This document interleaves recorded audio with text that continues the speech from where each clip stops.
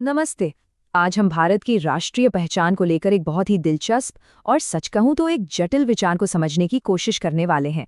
ये doctor Ryan वैद्य की सनातन राष्ट्र थीसिस पर आधारित है, तो आइए इसके मुख्य तर्कों को एक-एक करके समझते हैं। तो इस पूरी बहस का, इस पूरी थीसिस का जो दिल है, वो है लेखक का ये मूल दावा।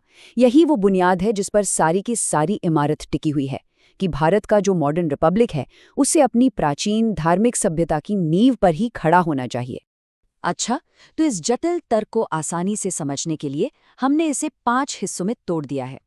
हम सनातन राष्ट्र की परिभाषा से शुरुआत करेंगे, फिर इसके ऐतिहासिक दावों को देखेंगे, संविधान की व्याख्या पर बात करेंगे, सेक्युलरवाद की आलोचना को समझेंगे और आखिर में देखेंगे कि लेखक क्या समाधान सुझाते हैं।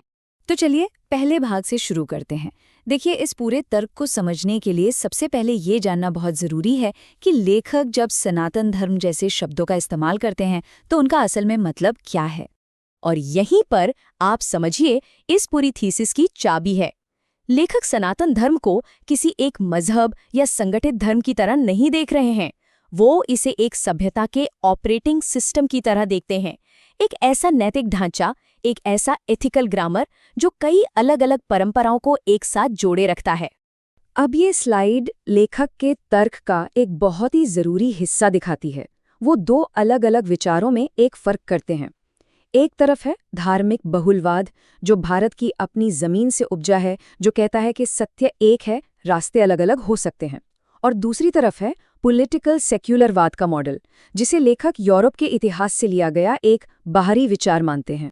चलिए अब आगे बढ़ते हैं और देखते हैं कि ये थीसिस अपने दावों को मजबूत करने के लिए इतिहास का इस्तेमाल कैसे करती है, और खासतौर पर एक बहुत ही दिलचस्प फील्ड खगोल पुरातत्व का। इस तर्क का एक बहुत बड़ा स्तंभ ये है कि भारत की सभ्यता जितनी पुरानी मानी जाती है, असल में उससे कहीं ज्यादा पुरानी और लगातार चलती आई है। लेखक का मानना है कि इसकी हजारों साल की निरंतरता को अक्सर नजरअंदाज कर दिया जाता है, और यही उनके तर्क की बुनियाद है। ये स्लाइड दिखाती है कि लेखक कितनी विशाल टाइमलाइन की बात कर रहे हैं। वो नील ओक जैसे विद्वानों का हवाला देते हैं जो खगोल पुरातत्व का इस्तेमाल करते हैं, यानी प्राचीन ग्रंथों में तारों की स्थिति का विश्लेषण करके रामायण और महाभारत जैसी घटनाओं को हजारों हजार साल पुराना बताते हैं। अब आते हैं तीसरे हिस्से पर, संविधान की दो कहानियां। यहाँ पर लेखक भारतीय संविधान को एक ऐसे दस्तावेज के तौर पर देखते हैं जिसके अंदर कह सकते हैं दो अलग अलग और कुछ हद तक एक दूसरे से टकराती हुई कहानियां चल रही हैं। ये हिस्सा तो बहुत ही मजेदार है। थीसिस का तर्क ये है कि जो हमारा ओरिजिनल हाथ से चित्रित संविधान था, उसकी तस्वीरों ने ही नए गणराज्य को एक सनातन कहानी में सेट कर दिया था। जैसे कि मौलिक अधिकारों वाले हिस्से को राम राज्य के आदर्श से जोड़ा गया और नीति निर्देशक सिद्धांतों को गीता के उपदेश से। अच्छा, अब आगे की बात समझने के लिए ये जानना बहुत जरूरी है, जब संविधान अपनाया गया तो उसकी प्रस्तावना में भारत को सिर्फ एक संप्रभु लोकतांत्रिक गणराज्य बताया गया था। ध्यान देने वाली बात है, इसमें सेक्युलर या समाजवादी जैसे शब्द उस वक्त नहीं थे। लेकिन फिर एक बहुत बड़ा बदलाव आया, और लेखक के हिसाब से ये उस मूल भावना से एक तरह का भटकाव था। 1976 में इमरजेंसी के उस विवादास्पद दौर में संविधान की प्रस्तावना में समाजवादी और सेक्युलर शब्द जोड़ दिए गए। और यहीं से हम अपने चौथे भाग पर आते हैं। लेखक की इस बात की आलोचना कि भारत में सेक्युलरवाद को असल में लागू कैसे किया गया है। तो लेखक का तर्क है कि भारत में जिस तरह से सेक्युलरवाद को प्रैक्टिस किया गया, उसने 3 बड़े असंतुलन या इम्बैलेंस पैदा कर दिए हैं। पहला, राज्य का हस्तक्षेप, जहां सरकारें हिंदू मंदिरों का मैनेजमेंट तो करती हैं पर दूसरे धार्मिक संस्थानों का नहीं। दूसरा, कानूनी एकरूपता की कमी, क्योंकि अलग अलग समुदायों के लिए अलग अलग पर्सनल लॉ हैं। और तीसरा, शिक्षा के क्षेत्र में स्वायत्तता का अंतर। तो सवाल उठता है कि इन सारे स्ट्रक्चरल मुद्दों का सांस्कृतिक नतीजा क्या हुआ। खैर, इस थीसिस के मुताबिक इससे एक पहचान का भ्रम यानी कन्फ्यूजन ऑफ आइडेंटिटी पैदा होता है, जहां बहुसंख्यक संस्कृति को अपनी ही ऐतिहासिक जमीन पर अपनी पहचान को लेकर एक तरह का संघर्ष करना पड़ता है।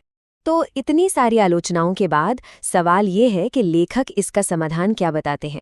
चलिए अब इस विश्लेषण के 5वें और आखिरी हिस्से में इसी पर नजर डालते हैं। लेखक जो मॉडल सुझाते हैं उसे धार्मिक गणराज्य कहा गया है। लेकिन रुकिए, इसका मतलब क्या है? यहाँ ये समझना बहुत जरूरी है कि इसे एक थियोक्रेसी यानी धर्म शासित राज्य नहीं बताया गया है, बल्कि एक ऐसा संवैधानिक राज्य बताया गया है जो अपनी सभ्यता की जड़ों को खुले तौर पर स्वीकार करता है। तो फिर इसे लागू कैसे किया जाएगा? थीसिस इसके लिए 3 मेन पिलर्स या कह लीजिए 3 मुख्य कदम सुझाती हैं। संविधान की प्रस्तावना में संशोधन, सभी नागरिकों के लिए एक समान नागरिक संहिता का लागू होना और राष्ट्रीय शिक्षा में अपनी सभ्यता के इतिहास और दर्शन को शामिल करना।